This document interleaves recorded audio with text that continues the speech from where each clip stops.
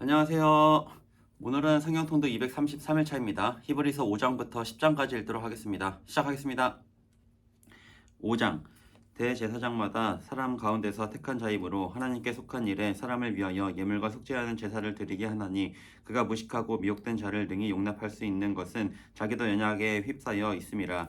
그러므로 백성을 위하여 속죄제를 드림과 같이 또한 자신을 위하여도 드리는 것이 마땅하니라.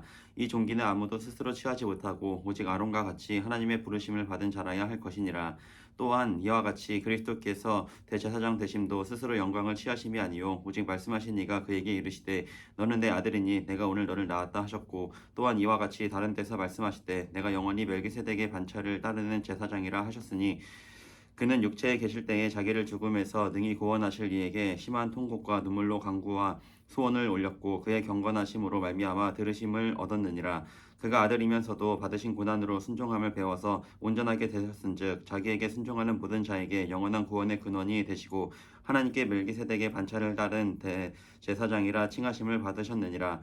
멜기세덱에 관하여는 우리가 할 말이 많으나 너희가 듣는 것이 두나무로 설명하기 어려우니라.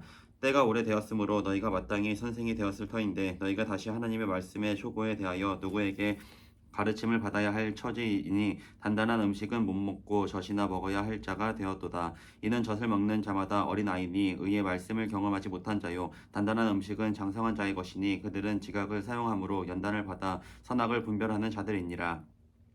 6장.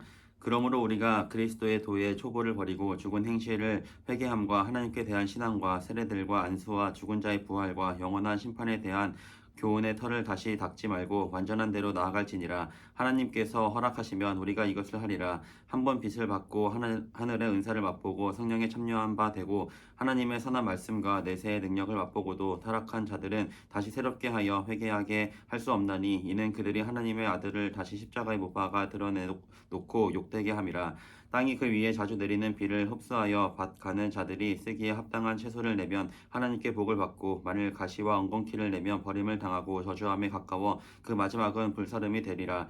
사랑하는 자들아, 우리가 이같이 말하나 너희에게는 이보다 더 좋은 것 곧 구원에 속한 것이 있음을 확신하노라. 하나님은 불의하지 아니하사 너희 행위와 그의 이름을 위하여 나타낸 사랑으로 이미 성도를 섬긴 것과 이제도 섬기고 있는 것을 잊어버리지 아니하시느니라.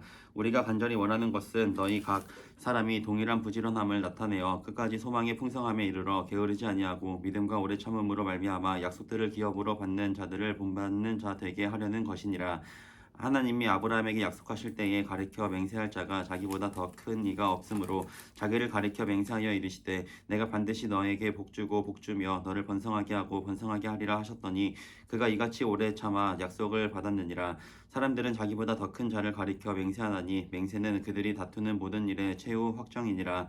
하나님은 약속을 기업으로 받는 자들에게 그 뜻이 변하지 아니함을 충분히 나타내시려고 그 일을 맹세로 보증하셨나니, 이는 하나님이 거짓말을 하실 수 없는 이 두 가지 변하지 못할 사실로 말미암아 앞에 있는 소망을 얻으려고 피난처를 찾은 우리에게 큰 안위를 받게 하려 하심이라. 우리가 이 소망을 가지고 있는 것은 영혼의 닷 같아서 튼튼하고 견고하여 휘장 안에 들어가나니, 그리로 앞서 가신 예수께서 멜기세덱의 반차를 따라 영원히 대제사장이 되어 우리를 위하여 들어가셨느니라. 7장. 이 멜기세덱은 살렘 왕이요 지극히 높으신 하나님의 제사장이라. 여러 왕을 쳐서 죽이고 돌아오는 아브라함을 만나 복을 빈 자라. 아브라함이 모든 것의 10분의 1을 그에게 나누어 주리라. 이 이름을 해석하면 먼저는 의의 왕이요 그 다음은 살렘 왕이니 곧 평강의 왕이요 아버지도 없고 어머니도 없고 족보도 없고 시작한 날도 없고 생명의 끝도 없어 하나님의 아들과 닮아서 항상 제사장으로 있느니라.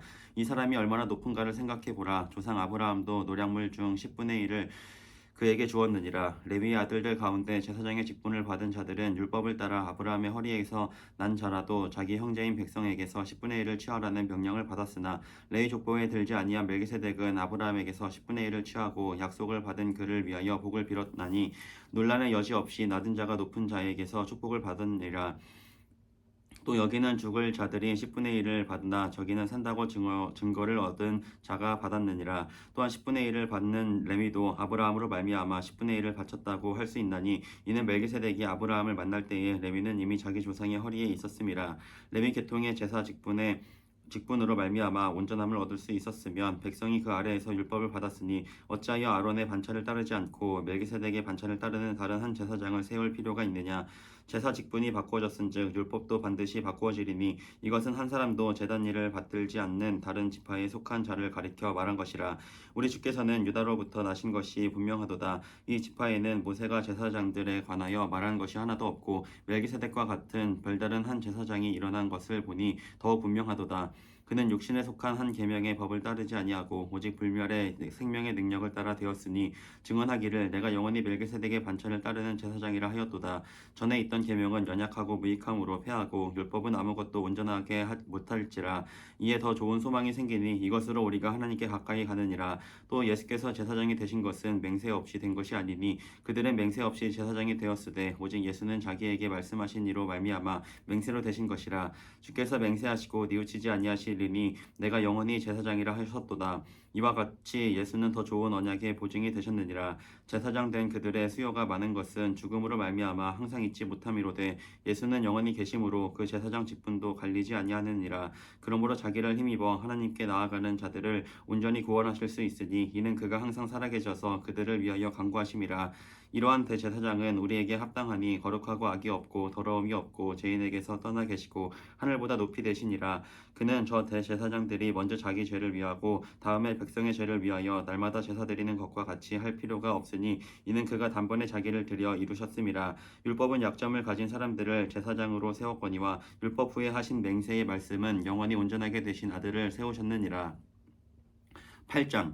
지금 우리가 하는 말의 요점은 이러한 대제사장이 우리에게 있다는 것이라. 그는 하늘에서 지극히 크신 이의 보좌 우편에 앉으셨으니 성소와 참 장막에서 섬기는 이시라. 이 장막은 주께서 세우신 것이요 사람이 세운 것이 아니니라. 대제사장마다 예물과 제사 드림을 위하여 세운 자니 그러므로 그도 무엇인가 드릴 것이 있어야 할지니라.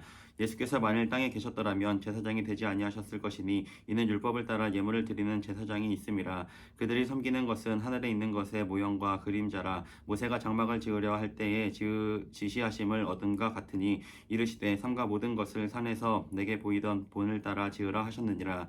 그러나 이제 그는 더 아름다운 직분을 얻으셨으니 그는 더 좋은 약속으로 세우신 더 좋은 언약의 증보자시라.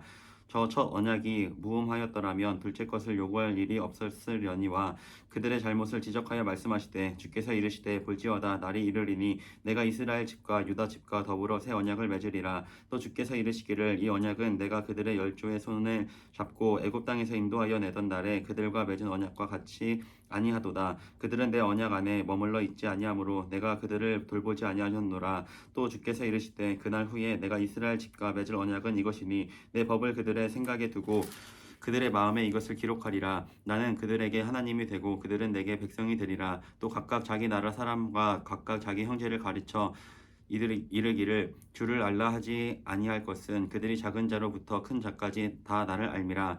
내가 그들의 불의를 긍휼히 여기고 그들의 죄를 다시 기억하지 아니하리라 하셨느니라. 새 언약이라 말씀하셨음에 첫 것은 낡아지게 하신 것이니 낡아지고 새하는 것은 없어져 가는 것이니라. 9장.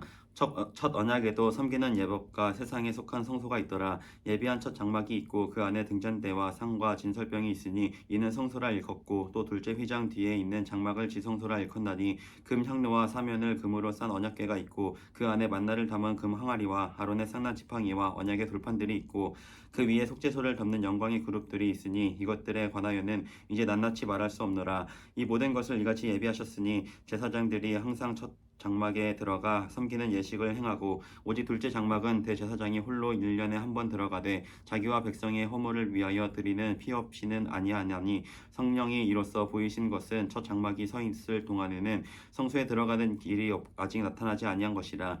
이 장막은 현재까지의 비유니 이에 따라 드리는 예물과 제사는 섬기는 자를 그 양심상 온전하게 할 수 없나니 이런 것은 먹고 마시는 것과 여러 가지 씻는 것과 함께 육체의 예법일 뿐이며 개혁할 때까지 맡겨둔 것이니라.